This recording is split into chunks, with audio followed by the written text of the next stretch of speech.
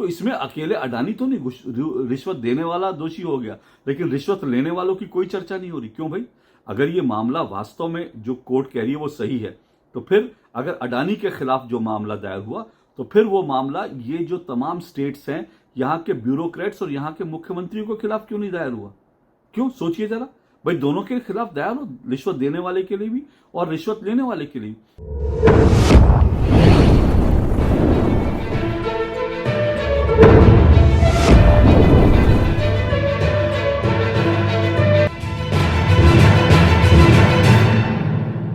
नमस्कार। आज सुबह से मैं इस उधेड़बुन में था कि आज किस विषय पर वीडियो बनाऊं।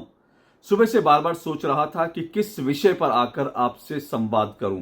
ऐसा नहीं है कि विषयों की कमी थी। भारत जैसे देश में खबरें तो बहुत होती हैं, और अब सिर्फ भारत क्यों, अगर भारत के संदर्भ में दुनिया भर में देखें तो खबरें बहुत सारी होती है जिन पर संवाद किया जा सकता है, जिन पर आपसे जानकारी शेयर की जा सकती है। तो विषय तो बहुत सारे थे, लेकिन उधेड़बुन इसलिए थी क्योंकि अगर दिन की सबसे बड़ी खबर देखूं तो दिन की सबसे बड़ी खबर वो अडानी को लेकर थी। जी हां, गौतम अडानी को लेकर थी, गौतम अडानी की कंपनी को लेकर थी।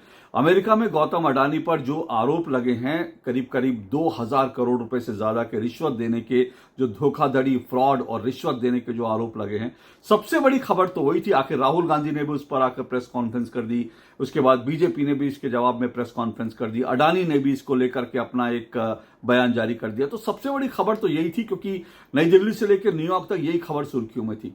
लेकिन मैं ये सोच रहा था इस विषय पर वीडियो बनाऊं या ना बनाऊं, क्योंकि सच बताऊं तो मैं वीडियो इस विषय पर, इससे पहले भी अडानी को लेकर कई बड़ी बड़ी खबरें आ चुकी हैं और कई बार जो है सुर्खियों में रहे, लेकिन मैं अडानी को लेकर के इन सब चीजों को लेकर कभी जो है मैं ट्वीट नहीं करता, कभी मैं इस पर कोई वीडियो नहीं बनाता। और मेरे जो ट्रोलर, मेरे जो मित्र, मेरे ट्रोलर हैं, मेरे जो शुभ चिंतक, सो कॉल्ड शुभ चिंतक ट्रोलर हैं, वो अक्सर मुझे ट्रोल करता है कि हाँ भाई, हमेशा हिंदू मुस्लिम पर ही वीडियो बनाते हो, अडानी पर नहीं बोलते, महंगाई पर नहीं बोलते। इस तरह से मुझे ट्रोल करता है कि कभी अडानी पर भी बोल दो, कभी इस पर भी बोल दो, कभी जो है इस अडानी के करप्शन पर भी बोल दो। तो इस तरह से मेरे मित्र लोग मुझे ट्रोल करते रहते हैं। तो मैंने सोचा कि चलो आज अडानी पर ही एक वीडियो बना ली जाए। हालांकि मैं आपको यह बता दूं, मैं अडानी पर अगर लिखता नहीं और अगर मैं कभी वीडियो नहीं बनाता, तो उसके पीछे पहले आपको कारण बता देता हूं। कारण क्या है? देखिए, दरअसल मैं राजनीति शास्त्र का, मैं भाषा का, मैं विद्यार्थी हूं। मेरा अर्थशास्त्र से दूर दूर तक नाता नहीं है। मैं मैथ्स में बड़ी मुश्किल से पास होता था, तो मैथ्स, अर्थशास्त्र ये मेरे विषय नहीं है, स्वाभाविक विषय नहीं है। हालांकि मैं बजट के कार्यक्रम कर लेता हूं, खूब पढ़ लिख कर लेता हूं, तो उस तरह से मैं पढ़ लिख करके अडानी पर भी वीडियो बना सकता हूं। लेकिन मुझे लगता है कि जिस विषय में मेरी सिद्धहस्ता ना हो, मैं जिस विषय का मास्टर ना हूं, उस विषय पर मैं अनावश्यक रूप से बोलूं और आप लोगों को कोई गलत जानकारी दे दूं, तो मुझे थोड़ा अजीब सा लगता है। क्योंकि जो है इन विषयों में small cap, mid term cap और ये शेयर बाजार, ये मेरी समझ में नहीं आते। मैं आपको सच बताऊं, मैंने जिंदगी में जब मैं कॉलेज में था, तभी एक मित्र के कहने पर पहली बार मैंने एक शेयर में अपना पैसा निवेश किया था। उस समय 3000 रुपए मेरे पास जमा पूंजी थी, मैंने निवेश कर दिया था और वो शेयर जो है डूब गए। उसके बाद से मैं कभी शेयर बाजार गया नहीं, मैंने शेयर में कभी पैसा लगाया नहीं। तो मुझे शेयर बाजार और ये सब समझ में नहीं आता।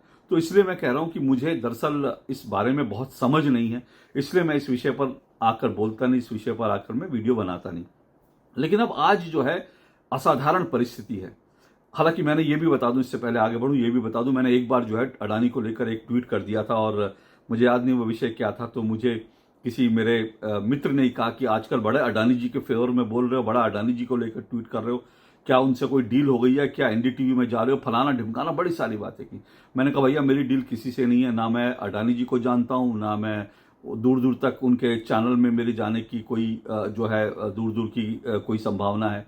तो इसलिए जो है ऐसा मेरा कोई संबंध नहीं है। लेकिन मुझे जो सही लगा मैंने ट्वीट करा, क्योंकि शायद मुझे अगर ध्यान आ रहा है तो जब भारत के महान पत्रकार रवीश कुमार ने ट्वीट कर दिया था ना कि देखो, मेरी आवाज दबाने के लिए अडानी ने चैनल खरीद लिया, तो मुझे थोड़ी हंसी आई थी और मैंने शायद उस पर ट्वीट किया था कि भैया, उस आदमी को चैनल, तुम्हारी आवाज दबाने के लिए चैनल खरीदने की जरूरत नहीं। वो आदमी तो तुम्हारे मुंह पे पैसा फेंक देगा, वो तुम्हें अगर जो आज तुम्हें सैलरी मिले उससे डबल कर देगा, तो तुम अडानी के बोलोगे, उसी पे नाचोगे। तो वो कोई बड़ी बात नहीं है। वो सब चीजें जो है ना, ये सब क्रांतिकारी जो है, क्रांतिकारिता जो है, वो सब जो है आपकी चीजें जो सब धरी रह जाती हैं। और दूसरी बात है, वो इतना बेवकूफ आदमी नहीं, एक रवीश कुमार अगर बोलता रहेगा तो फिर उससे जो है बड़ा मोदी सरकार हिल जाएगी, बड़ा उससे जो है अडानी हिल जाएगा, इसलिए इस चैनल को खरीद लो। तो एक व्यक्ति के लिए तो कोई चैनल नहीं खरीदता। मीडिया आज एक ताकत है, सब महसूस करते हैं। और दूसरी बात, मैंने ये भी कहा था कि जब जो है प्रणव राय ने अगर इतना पैसा मार्केट से उधार ले लिया और उधार लेकर के जो है जब वो चैनल चला रहे थे, तो फिर कभी ना कभी तो चैनल बिकना ही था। और वैसे भी मैंने ये भी कहा कि एनडीटीवी तो पहले ही बिका हुआ चैनल था, पहले ही वो जो है कांग्रेस की गोदी में बैठा चैनल था, कांग्रेस के हाथों बिका हुआ चैनल था।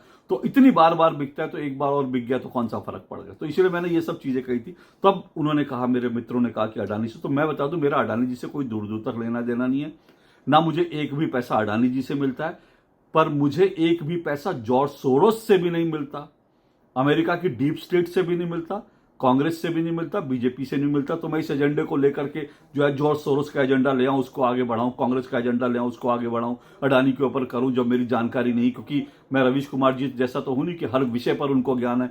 वो अलग बात है कि कल एक दलित जो है दुर्गा जो महिला थी, दलित बच्ची थी, उसकी हत्या हो गई। उसकी हत्या पे रवीश जी ने एक शब्द नहीं बोला और कुछ उनकी जबान नहीं खुली। तो मैं उनकी तरह हर चीज का मास्टर नहीं हूं कि हर चीज पर बना दूं, मध्यम वर्ग को गाली देने लगूं, अडानी को गाली देने लगूं, मोदी को गाली देने लगूं, और राहुल के बारे में जो है वीडियो बना बना के राहुल जी के गुणगान करूं, मल्लिकार्जुन खड़गे के गुणगान करूं। मैं उतना ज्ञानी नहीं हूं, इसलिए मैंने अडानी पे विषय पे बोलता नहीं। लेकिन आज, जैसे मैंने कहा, आज असाधारण परिस्थिति है। आज असाधारण परिस्थिति है। असाधारण परिस्थिति इसलिए क्योंकि न्यूयॉर्क से लेकर नई दिल्ली तक अडानी के ऊपर जो आरोप लगे उसकी चर्चा हो रही है और धड़ाधड़ प्रेस कॉन्फ्रेंस हो रही है। तो मुझे लगा इस असाधारण परिस्थिति में इस पर एक वीडियो बना देना चाहिए।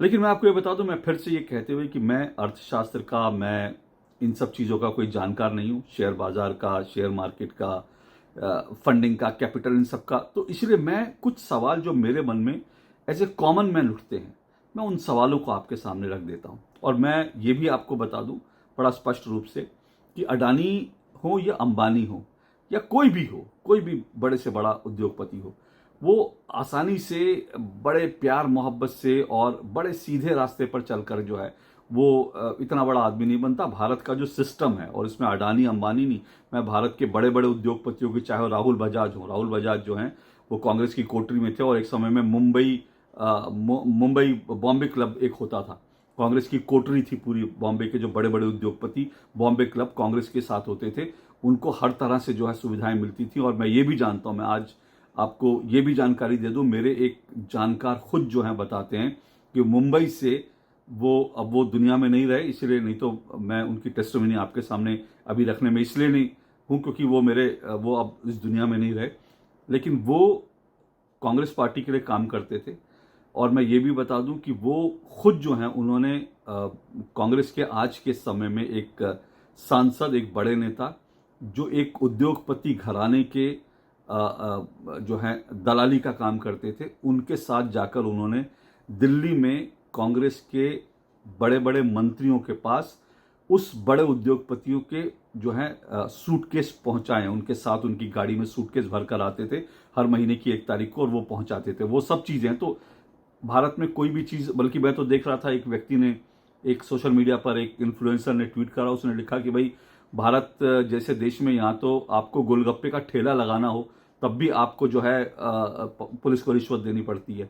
अगर भारत जैसे देश में आपको अगर जो है लाइसेंस लेना हो तब भी रिश्वत देनी पड़ती है। वो अलग बात है कि अब ऑनलाइन चीजें हो रही हैं तो शायद चीजें सब धीरे धीरे खत्म होंगी, लेकिन कोई भी कदम आपको बढ़ाना हो, कोई भी सर्टिफिकेट लेना हो, उसके लिए तो भारत जैसे देश में अगर इतने बड़े बड़े जो ठेके तो अडानी जी लेते हैं, तो वो कोई बिना लोगों की जेब गर्म किए, नेताओं की और जो अफसर हैं उनकी जेब गर्म किए तो शायद नहीं मिलता होगा। तो इसलिए ये आरोप कितने सच है, इसका फैसला आप कीजिए और जांच एजेंसियां करेंगी ये जो आरोप लगते हैं। लेकिन इस पूरे मामले में मेरा टेक ये है कि अल्टीमेटली देखिए, जांच एजेंसियां, भारत की जांच एजेंसियां, भारत की कोर्ट जो हैं, मुझे लगता है कि यहां से जो भी फैसला होगा वो हम सबको मान्य होगा। अडानी जी को भी मान्य होना चाहिए, मोदी जी को भी मान्य होना चाहिए, राहुल गांधी को भी मान्य होना चाहिए।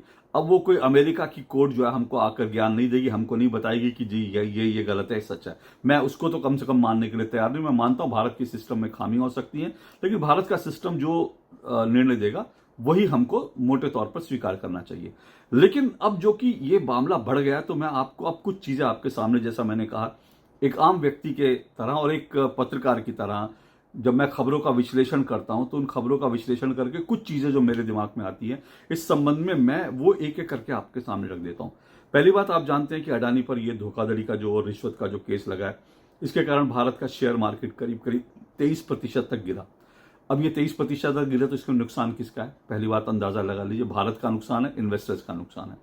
दूसरी बात, ये जो पूरा अडानी के खिलाफ जो एक चार्जशीट आई है, ये अमेरिका में न्यूयॉर्क की एक फेडरल कोर्ट की तरफ से आई है।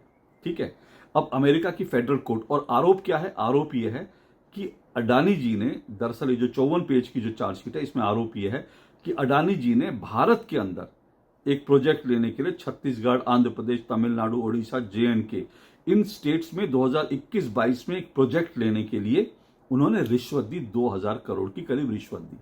तो आरोप ये हैं 54 पेज की इस चार्जशीट में। अब इन आरोपों को लेकर अमेरिका की एक फेडरल जो कोर्ट है उसने, और कह रहे हैं कि FBI ने जांच करी, जांच करने के बाद जो है ये सब चीजें जो हैं उनके खिलाफ चार्जशीट दायर हो गई। अब जो है राहुल गांधी उतरते हैं मैदान में, कहते हैं कि गिरफ्तार कर लो अडानी को, गिरफ्तार करो, अडानी को गिरफ्तार कर लो, अडानी को गिरफ्तार कर लो, सब कुछ फैसला हो जाएगा। अब सवाल यह है कि भाई, जब मैं फिर कह रहा हूं, भारत के जो उद्योगपति है, जो मेहनत से, ईमानदारी से काम करना चाहते हैं, लेकिन जो कांग्रेस के रिजीम ने जो सिस्टम बना कर दिया ना इस 60-70 सालों में, क्योंकि ये सिस्टम जो है कांग्रेस का ही बनाया हुआ है, उस सिस्टम में गोलगप्पे वाला भी एक फड़ी लगाने के लिए रिश्वत देता है पुलिस को। ये सिस्टम कांग्रेस सरकार का बनाया हुआ है। अब इस सिस्टम में अडानी रिश्वत देने वाले थे क्योंकि वो ईमानदारी से या फिर वो मेहनत से कोई चीज करना चाहते थे, लेकिन उनको पैसे देने पड़े। किसको? उनको पैसे, जो मैंने स्टेट्स बताए, छत्तीसगढ़, आंध्र प्रदेश, तमिलनाडु, ओडिशा, JNK, यहां उनको ब्यूरोक्रेट्स को और यहां के नेताओं को, मंत्रियों को, मुख्यमंत्रियों को पैसे देने पड़े। यही कहानी है ना, तब जाकर उनको काम मिला। तो अगर आपको काम लेने के लिए, कुछ प्रोजेक्ट करने के लिए अगर पैसे देने पड़ रहे हैं, तो अडानी जो हैं, अडानी दरअसल वो क्या है? वो तो जो है सीधे सीधे पीड़ित व्यक्ति हैं, क्योंकि वो काम करना चाहते थे, उद्योगपतियां उद्योग धंधा करना चाहते थे, और उसके लिए उनको पैसे देने पड़ रहे हैं। तो इसमें अकेले अडानी तो नहीं रिश्वत देने वाला दोषी हो गया, लेकिन रिश्वत लेने वालों की कोई चर्चा नहीं हो रही। क्यों भाई? अगर ये मामला वास्तव में जो कोर्ट कह रही है वो सही है, तो फिर अगर अडानी के खिलाफ जो मामला दायर हुआ, तो फिर वो मामला ये जो तमाम स्टेट्स हैं, यहां के ब्यूरोक्रेट्स और यहां के मुख्यमंत्रियों के खिलाफ क्यों नहीं दायर हुआ? क्यों? सोचिए जरा भाई, दोनों के खिलाफ दायर हो, रिश्वत देने वाले के लिए भी और रिश्वत लेने वाले के लिए। और ये क्राइम कहां हुआ? ये क्राइम भारत में हुआ। यानी अडानी ने भारत में, भारत के ब्यूरोक्रेट्स को, भारत के नेताओं को, भारत की पॉलिटिकल पार्टियों को रिश्वत देकर कोई डील हासिल कर ली भारत में। भारत का ये पूरी डील हुई, लेकिन कोर्ट फैसला कहां हो रहा है? फैसला न्यूयॉर्क में हो रहा है। अब ठीक है, वो न्यूयॉर्क के वो कहते हैं कि हमारे निवेशकों का हित प्रभावित होता है इससे उससे, वो सब चीजें, वो सब टेक्निकल चीजें। लेकिन मोटी बात है, मैं कह रहा हूं कि अगर FIR दायर होनी है या अगर चार्जशीट लगनी है, जेल में जाना है, तो फिर जेल में अडानी के साथ साथ इन तमाम राज्यों के जो ब्यूरोक्रेट्स हैं, जिन्होंने उस फाइल पर दस्तखत किए, जिन नेताओं ने उसको क्लियर किया, उन सबको भी तो जेल जाना। राहुल गांधी जी क्यों कहना भूल गए? राहुल जी क्यों कहना भूल गए? मैं आपको बता देता हूं, क्योंकि दरअसल इन तमाम स्टेट्स में जिनके नाम लिए गए, इन स्टेट्स में सब बीजेपी के अपोजिशन की सरकारें थी। कहीं कांग्रेस की सरकार थी, कहीं YSR की सरकार थी, कहीं पटनायक की सरकार थी। तो ये सारी सरकारें ऐसी हैं जो कांग्रेस, जो बीजेपी विरोधी सरकारें हैं, और जो कांग्रेस और उसके इकोसिस्टम की सरकारें हैं। अब वहां पे ये जो 2000 करोड़ रुपए गया होगा, ये सिर्फ ब्यूरोक्रेट्स की जेब में गया होगा। फर्ज कीजिए कि अगर छत्तीसगढ़ में ये डील हासिल करने के लिए हम पैसा दिया, फर्ज कीजिए, तो अब वो पैसा कहां गया होगा? वो क्या सिर्फ वहां के ब्यूरोक्रेट्स की जेब में गया होगा? छत्तीसगढ़ के जो उस वक्त के मुख्यमंत्री थे, कौन थे? याद कीजिए, भूपेश बघेल। क्या भूपेश बघेल के पास कट नहीं गया होगा? और अगर भूपेश बघेल के पास कट गया होगा, तो वो कट घूम फिर कर क्या कांग्रेस के हेडक्वार्टर में मल्लिकार्जुन खड़गे जी और राहुल गांधी के पास नहीं आया होगा? तो ये तमाम चीजें जो जोड़ती हैं, आप इसको इस तरह से सोचिए तो आपको लगेगा कि अडानी क्या कर रहे हैं भाई। इन मुख्यमंत्रियों की बात करो, इन स्टेट की सरकारों की बात करो जो रिश्वत लेने में शामिल थे। पैसा तो उनके पास गया ना, रिश्वत लेने वाले के पास गया, तो रिश्वत देने वाला दोषी और रिश्वत लेने वाला वो जो है आराम से घूमेगा। ये कहां का न्याय हुआ राहुल गांधी जी? जरा समझा दीजिए। अब राहुल गांधी चाहते हैं कि न्यूयॉर्क की एक जो है कोर्ट ने कर दिया तो इसलिए अडानी की गिरफ्तारी हो जानी चाहिए। अरे भाई, ये मामला दो तरफा है और अगर गिरफ्तारी होनी है तो सबकी गिरफ्तारी की मांग राहुल गांधी करे, लेकिन वो नहीं करते। और दूसरी बात फिर ये कह रहा हूं कि ये हम न्यूयॉर्क की कोर्ट को अगर कह दे तो भारत को उसको मान लेना चाहिए। न्यूयॉर्क की कोर्ट ने कुछ कह दिया और राहुल गांधी कह रहे हैं हाँ इस पर अमल कर दो जी, गिरफ्तार कर लो। अभी थोड़े दिन पहले न्यूयॉर्क की एक डिस्ट्रिक्ट कोर्ट ने बाकायदा भारत के NSA राष्ट्रीय सुरक्षा सलाहकार अजीत डोवाल और भारत के रॉ के अधिकारियों के खिलाफ भी वारंट जारी कर दिया था कि ये जो है पन्नू की एक आतंकवादी की हत्या वहां पर के लिए जो है लोगों को हायर कर रहे थे, हत्या की साजिश रच रहे थे, तो उन्होंने तो वो भी समन कर दिया था। तो क्या मतलब कि हम अमेरिका की कोई कोर्ट जो है भारत के किसी नागरिक को ऊपर वहां बैठ करके कुछ भी कर दे और हम यहां से कह दे हाँ जी इसको जेल कर दो। अरे भारत में अपना इंसाफ चलेगा, अपना न्याय चलेगा कि अमेरिका की जजों का? हम कोई अभी ब्रिटिश गुलाम, हम कोई अमेरिका के गुलाम थोड़ी, जैसे एक जमाने में हम ब्रिटिशर्स के गुलाम होते थे तो उन्हीं की जज होती थी, उन्हीं का सब कुछ होता था। वो कहते थे भगत सिंह आतंकवादी है फांसी पे चढ़ा दो, और हम हुक्म बजाते थे हाँ भगत सिंह आतंकवादी है इनको फांसी पे चढ़ा दो। और उसी तरह से अब वहां की गोरे साहब की जो है जो अदालत ने, जज साहब ने कह दिया अमेरिका में बैठकर कि भैया ये इसमें रिश्वत ली गई और इसकी जांच होनी चाहिए, उसके बाद हम अडानी को जेल भेज दें। जैसे भगत सिंह को फांसी लटकाए तो अब यहां पर अडानी को जेल भेज दें। हम कोई गोरों के गुलाम है क्या कि हम उनकी अदालत जो कहेगी वो मानेंगे? अरे भाई, भारत की न्याय प्रणाली है, जब तक भारत में कोई चीज भारत में क्या आरोप है? भारत में आरोप है क्या? और अगर भारत में आरोप नहीं है तो सवाल यह है कि आप, अगर राहुल गांधी अगर इतने ही सच्चे हैं तो सवाल यह है कि अगर वो जाए ना, वो जाकर भारत में FIR लिखवा दें कि अडानी को पैसा मिला। भारत में नहीं लिखवाएंगे। वो क्यों नहीं लिखवाएंगे? क्योंकि भारत में जैसे ही लिखवाएंगे कि अडानी ने रिश्वत दी, पैसा लिया, वैसे ही ये जो तमाम स्टेट है जहां पर कांग्रेस और कांग्रेस के चट्टे बट्टों की सरकारें थी, उनके नाम भी आ जाए। क्योंकि सिर्फ रिश्वत देना तो अपराध नहीं है ना, रिश्वत लेने वाला भी ज्यादा बड़ा अपराधी है। तो फिर ये होगा कि रिश्वत मांगी किसने? तो राहुल गांधी के सारे चट्टे बट्टे, उनकी सरकारें, उनके वो सब आ जाएंगे लाइन में। और इसीलिए राहुल गांधी अगर जाए ना, मैं तो कह रहा हूं कि जाए और FIR लिखा दे भारत में न्याय चाहते हैं तो भारत में FIR लिखवा दे। लेकिन वो ऐसा नहीं करेंगे क्योंकि उनको सिर्फ शिगुफे छोड़ने में मजा आता है। उनको सिर्फ जो है इस तरह की चीजें। और ये आपको ये भी बता दूं, ये अडानी पर ये तीसरा हिट जॉब है। सोचिए, तीसरा हिट जॉब है। इसके पहले आपने देखा था, इसके पहले भी हिंडनबर्ग आया, हिंडनबर्ग ने जो कहा वो सब सही हो गया। हिंडनबर्ग की रिपोर्ट सब सही हो गई। भारत में जो जांच एजेंसी और बकवास हो गई, हिंडनबर्ग की रिपोर्ट सही हो गई। अब हिंडनबर्ग क्या करता है आपने हिंडनबर्ग के बारे में देख लिया होगा। तो इस तरह से पहले कभी हिंडनबर्ग आ जाएगा, कभी एक जो है कोर्ट आ जाएगी अमेरिका की, और इस तरह से अमेरिका वाले जो हम कहेंगे वो हम मानते रहेंगे। उस आधार पर हम अपने उद्योगपतियों को बर्बाद कर दें। ये तो चाहते हैं, अमेरिका का डीप स्टेट तो यही चाहता है कि भारत के उद्योग धंधे बंद हो जाएं, अडानी अंबानी सब ये बंद हो जाएं, भारत में जो है इस तरह की सिचुएशन हो और लोग जो है भारत में बांग्लादेश जैसे हालत हो जाए। अमेरिका के डीप स्टेट ने जो बांग्लादेश में किया वही वो भारत में करना चाहते हैं। मैं डीप स्टेट पे हूं, उससे पहले कुछ और चीजें आपकी जानकारी बता दूं कि ये बात अडानी के ऊपर तीसरा हिट जॉब होगा, ये उसी दिन तय हो गया था 6 नवंबर को।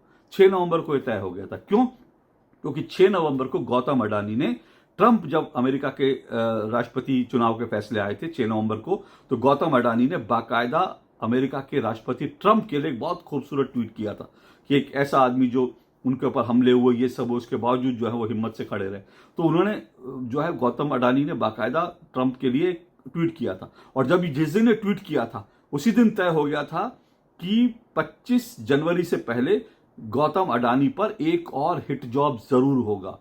क्यों? क्योंकि अमेरिका का डीप स्टेट, जिसमें अभी की रिजीम है, वो इस बात को कैसे बर्दाश्त कर लेंगे कि गौतम अडानी ट्रंप की तारीफ कर रहा है, जिसको रोकने के लिए उन्होंने पूरी ताकत लगा दी।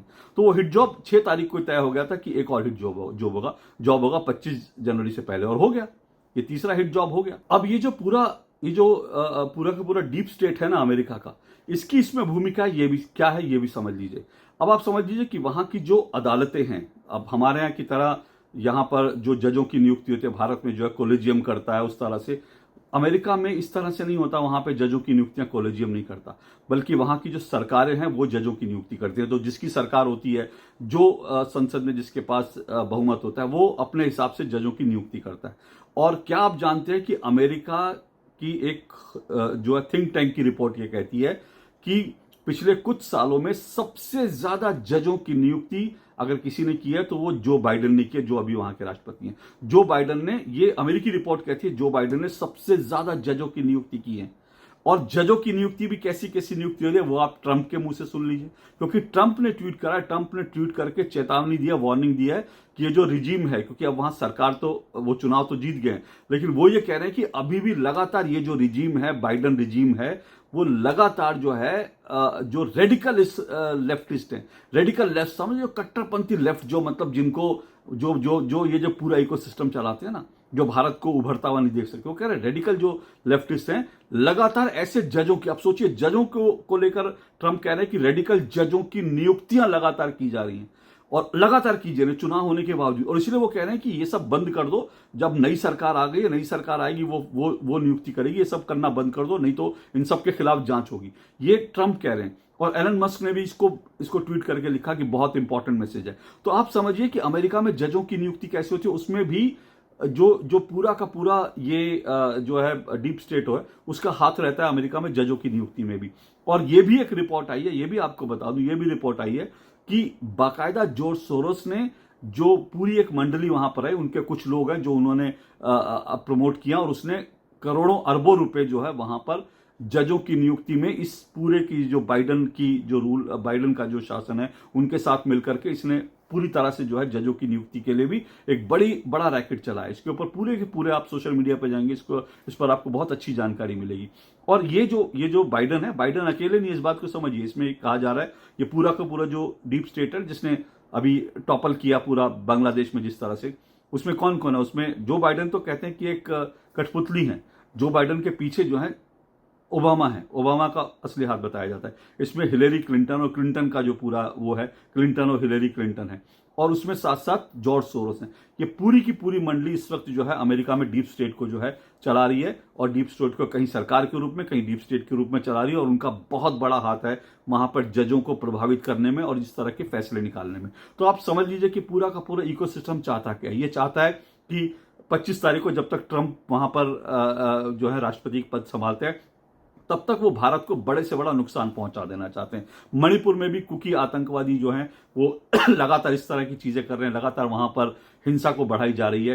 तो ये पूरा डीप स्टेट है वो चाहता है कि ट्रंप के आने से पहले जितनी उथल पुथल दुनिया में कर सकते हैं, जो उनको जो पसंद नहीं, वहां जितनी जड़ें हिला सकते हैं हिलाने की कोशिश है। भारत में भी डीप स्टेट यही कोशिश कर रहा है, भारत की अर्थव्यवस्था को धक्का पहुंचाने के लिए, भारत की जो बाकी चीजें हैं भारत में जो है अनरेस्ट पैदा करने के लिए। अभी किसान भी आने वाले हैं, उन्होंने कह दिया कि शंभू बॉर्डर, उन्होंने तारीख जारी कर दी कि हम जो है अब दिल्ली में हम घुसेंगे शंभू बॉर्डर से। ये पूरा का पूरा डीप स्टेट है जो डिस्टेबलाइज करने की भारत को कोशिश कर रहा है अमेरिका के डीप स्टेट के माध्यम से। और इस डीप स्टेट का एक जो है पूरा का पूरा जो एक इसका चेहरा है भारत में अगर कोई है तो वो राहुल गांधी इस वक्त है, और बड़े सारे बयान है। मैं उसमें आप जानते हैं राहुल गांधी के ऊपर किस किस तरह के आरोप लगते हैं, और आरोप नहीं लगते बल्कि उनकी पुष्टि भी कर देते हैं अमेरिका में सब जगह जाकर। तो डीप स्टेट का आप ये सोचिए कि रात को ये अमेरिका में आता है और 3 बजे सोचिए, मतलब भारत में रात के देर रात 3 बजे पूरा ये जो गैंग है, मतलब इनके पास कहीं से कहीं सूचना थी कि इस तरह की चीज हो रही है। 3 बजे इन लोगों ने सोशल मीडिया पर ट्वीट करना शुरू किया, और सोशल मीडिया पर अडानी के खिलाफ ट्वीट करना शुरू किया, क्योंकि वहां पर अमेरिका में जो है उस वक्त दिन का वक्त होगा तो वहां से फैसला आता है। यहां उनको 3 बजे पता था कि अमेरिका की कोर्ट जो है इस तरह की चीज करने वाली है। तो पूरे जो सोरस की जो कुंडली है ना, जिन लोगों को सोरस से पैसे मिलते हैं, मैं कह रहा हूं ना मुझे सोरस से मिलते हैं ना मुझे अडानी से मिलते हैं, लेकिन जिन लोगों को सोरस से पैसे मिलते हैं वो लगातार 3 बजे से ट्वीट कर रहे हैं, देर रात 3 बजे से उठ कर जो है वो ट्वीट कर रहे हैं। तो ये क्या पूरी गेम है आप अच्छी तरह से समझ सकते हैं। लेकिन अब एक आखिरी सवाल की ओर मैं चलता हूं, तो उसमें एक बड़ी बात यह है कि फर्ज करिए कि क्राइम हुआ, इसमें पैसे का लेन देन हुआ है, मैं इसमें बता चुका दोनों की तरफ होना चाहिए। लेकिन अब इसमें राहुल गांधी प्रेस कॉन्फ्रेंस कर रहे हैं, और राहुल गांधी जो है प्रेस कॉन्फ्रेंस करके क्या मैसेज देना चाह रहे हैं वो आपने अगर प्रेस कॉन्फ्रेंस देखी हुई तो समझ में आता है। मैं कहता हूं राहुल गांधी के पास ऑप्शन है ना, राहुल गांधी के पास पहला ऑप्शन ये है कि राहुल गांधी भारत में FIR लिखा दें कि भैया ये हुआ है। एक बात वो ऐसा करेंगे, नहीं कर रहे क्योंकि उसमें उनके मुख्यमंत्री फंस जाएंगे। दूसरी बात, अगर भैया गौतम अडानी इतना बड़ा बदमाश आदमी, इतना चोर आदमी है, तो भैया तुम अपने स्टेट में जो तुम्हारे कांग्रेस शासित राज्य हैं वहां गौतम अडानी के साथ क्यों गलबहियां डाल रहे हो। अभी तेलंगाना के मुख्यमंत्री ने रेवंत रेड्डी ने बाकायदा गौतम अडानी से 100 करोड़ रुपए, सोचिए 100 करोड़ रुपए का चंदा लिया, और चंदा लेकर 1200 करोड़ रुपए का उनको एक कॉन्ट्रैक्ट दे दिया। अब अगर इसको भी हम मान ले कि ये जो 1200 करोड़ का कॉन्ट्रैक्ट जो दिया तेलंगाना के मुख्यमंत्री ने, कांग्रेस के मुख्यमंत्री ने, क्या उसमें रिश्वत नहीं हुई होगी? अगर ये 100 करोड़ क्या रिश्वत थी जो चंदा लिया और उसके बाद दे दिया, तो फिर इसमें तेलंगाना को लेकर क्यों नहीं? तो भाई राहुल गांधी जी, आप और अगर कांग्रेस पार्टी इतनी पाक साफ है, मैं कह रहा हूं इतनी पाक साफ है, तो सवाल यह कि आप ऐलान कर दो ना कि भैया हमारी किसी स्टेट में हमारा कोई मुख्यमंत्री जो है गौतम अडानी से नहीं मिलेगा, ना वो गौतम अडानी चोर है, बदमाश है, हम उसके बाद कोई धंधा नहीं करेंगे। लेकिन आपको धंधा भी करना है, चंदा भी चाहिए, चंदा भी चाहिए, धंधा भी चाहिए, दोनों चीजें चाहिए गौतम अडानी से, और गाली भी देनी है गौतम अडानी को। अब ये कहां की बात हुई, ये समझ में नहीं आता। भाई संबंध तोड़ दो ना आपको गौतम अडानी, लेकिन नहीं, स्टेट में आपको ठीक लगेगा, आपके जीजा जी रॉबर्ट वाड्रा अडानी के साथ दिखाई देंगे, आपके तमाम मुख्यमंत्री दिखाई देंगे, अडानी के यहाँ, अंबानी के यहाँ पूड़ी खाते हुए दिखाई देंगे, लेकिन गाली भी आपको देंगे। तो ये पूरा राहुल गांधी का गेम समझिए, पूरा का पूरा गेम क्या है। अब इसमें एक चीज और मैं आपको बताता हूं, अभी राहुल गांधी ने पिछले दिनों एक सेफ लेकर आए तो उसमें से अडानी की फोटो निकाल दी थी। अब आप सोचिए राहुल गांधी क्या कुछ कर रहे हैं उसको लेकर के। ये अब मैं आपको जो राहुल गांधी के करीबी हैं, उनके साथ हैं, उनके सहयोगी हैं, शरद पवार। अब जब धारावी का, महाराष्ट्र को लेकर धारावी का जब राहुल गांधी एक शिगुफा लेकर आए थे कि धारावी में जो है बेच रहा है अंबानी को पूरा मुंबई की जमीन दे दी, फलाना ढिमकाना, तो उन्होंने धारावी का कॉन्ट्रैक्ट जो है अडानी के पास जाने का के लेकर उन्होंने बवाल काटा, उन्होंने प्रेस कॉन्फ्रेंस की। अब उसको लेकर शरद पवार जो खुद जो है इस गठबंधन का हिस्सा है, राहुल गांधी के सहयोगी हैं, शरद पवार ने क्या कहा? शरद पवार ने कहा कि भैया दो ही लोग थे जिस पूरे मामले में, दो ही लोग कॉन्ट्रैक्ट लेना चाहते थे, तो अडानी तो लेना भी नहीं चाहते थे। तो शरद पवार ने कहा कि अगर अडानी को ये कॉन्ट्रैक्ट नहीं जाता तो एक दुबई के शेख को चला जाता। तो इसीलिए हम चाहते थे कि भारत का एक व्यक्ति, और अडानी इंटरेस्टेड नहीं थे, लेकिन शरद पवार जो कुछ कह रहे थे उसका मतलब ये निकलता है कि अडानी इंटरेस्टेड नहीं थे, लेकिन अडानी को कहा गया कि भाई तुम इसमें आओ, क्योंकि कम से कम भारत का इसमें शेयर रहना चाहिए, नहीं तो दुबई का एक शेख आकर जो है मुंबई की जमीन पे जो है वो काम शुरू कर देता। तो अगर दुबई के शेख को अडानी रोक रहे हैं तो भाई अडानी भारत के हित में काम कर रहे हैं कि किसके लिए? और फिर सवाल उठता है कि दुबई के वो शेख जो हैं वो राहुल गांधी को इतने प्यारे क्यों थे कि वो चाहते हैं कि अंबानी अडानी को ना मिलकर के दुबई के शेख को ये कॉन्ट्रैक्ट मिले? ये सवाल आपके सामने है। और अंत में जो मैं एक बात कहना चाहता हूं, अब आप उस बात को समझिएगा, वो बड़ा इंपॉर्टेंट बात है। सवाल ये कि ये अगर राहुल गांधी जो हैं वो ये कह रहे हैं कि अमेरिका की जो कोर्ट ने कहा उसके बाद इनकी गिरफ्तारी हो जाए, अडानी की गिरफ्तारी हो जाए, तो भाई साहब वो अमेरिकी की कोर्ट को लेकर के आप इतनी छाती पीट रहे हैं। भारत की जांच एजेंसी है जिस पन्नू को कह रही है आतंकवादी है, और अमेरिका में उस पन्नू को पाल रही है पूरा डीप स्टेट, और अमेरिका की अब फिलहाल जो सरकार है वो उसको पाल रहे हैं, उसको भारत के हवाले नहीं कर रहे। भारत कह चुका है कि वो मोस्ट वांटेड आतंकवादी है भारत का। फिर भी भारत की जांच एजेंसियों के कहने, भारत की जांच एजेंसियों के पास तमाम सबूत हैं, तमाम चीजें हैं, और वो खुलेआम आकर वो खुलेआम जो है पन्नू आकर के वीडियो पे बोलता है कि भारत को तोड़ देना है, ये कर दो, वो कर दो, और मोदी को भगा देना, और हमने जो है बम से जो है भारत के जहाज उड़ा देना, कोई जहाज में सब, इस तरह की खुलेआम बात करता है। और उसके वो जो है उसको लेकर भारत की जांच एजेंसियां उसको मांग रही हैं। तो अगर राहुल गांधी जी आप अमेरिका की अदालतों के बारे में इतना बोल रहे हैं, तो जरा भारत की जांच एजेंसियों के बारे में भी एक शब्द बोलिए ना। कहिए कि भारत की जांच एजेंसियों ने कहा पन्नू को गिरफ्तार करें। क्या राहुल गांधी ने एक बार भी पन्नू की गिरफ्तारी की मांग उठाई? जो भारतीय जांच, उनको अमेरिका की अदालत के ऊपर जो है जो कह दिया वो उनके लिए पत्थर की लकीर है, लेकिन भारत की जांच एजेंसियां कह रही है पन्नू आतंकवादी है, पन्नू को भारत के हवाले करो। उस पर राहुल गांधी के मुंह से एक शब्द नहीं निकल रहा। क्यों? ये वही राहुल गांधी है, आप सोचिए, ये वही राहुल गांधी है जिन्होंने अमेरिका में जब कहा था कि भारत में सिख जो है पगड़ी नहीं पहन सकते, ये नहीं कर सकते, वो गुरुद्वारे नहीं जा सकते, उसके बाद पन्नू ने बाकायदा आकर कहा कि भाई हमारा जो खालिस्तान का एजेंडा था राहुल गांधी ने उसको सही साबित कर दिया, और राहुल गांधी बिल्कुल सही कह रहे हैं, इसलिए हम कह रहे हैं खालिस्तान बनना चाहिए। उस दिन भी राहुल गांधी ने नहीं कहा कि अमेरिका को नहीं कहा कि भैया ये आतंकवादी है भारत का, ये मेरे बारे में जो बोल रहा है, मैं खालिस्तान नहीं चाहता, इसको आप पकड़ो, गिरफ्तार करो, ये भारत का आतंकवादी है। लेकिन राहुल गांधी पन्नू के खिलाफ नहीं बोलते। पन्नू से क्या दोस्ती है? क्योंकि वो डीप स्टेट का आदमी है, भारत को डिस्टेबलाइज करने वाला आदमी है। पन्नू के खिलाफ नहीं बोलते, पन्नू को लेकर गिरफ्तारी की बात नहीं करते, अडानी को लेकर तुरंत प्रेस कॉन्फ्रेंस कर देते हैं, वो भी भारत में बिना कोई FIR लिखाए। तो राहुल गांधी जी जो कुछ कर रहे हैं वो आपके सामने है। मैंने कहा मैं अर्थशास्त्री नहीं हूं, मैं आर्थिक मामलों का विशेषज्ञ हूं, लेकिन एक कॉमन मैन की तरह एक अपने अनुभव के आधार पर खबरों का विश्लेषण करके मुझे जो सारी चीजें समझ में आती हैं वो मैंने आपके सामने रखी। फैसला आपका है, और फैसला भारत की जांच एजेंसियां करेंगी, अमेरिका की कोर्ट नहीं करेगी। आज के लिए इतना ही। नमस्कार।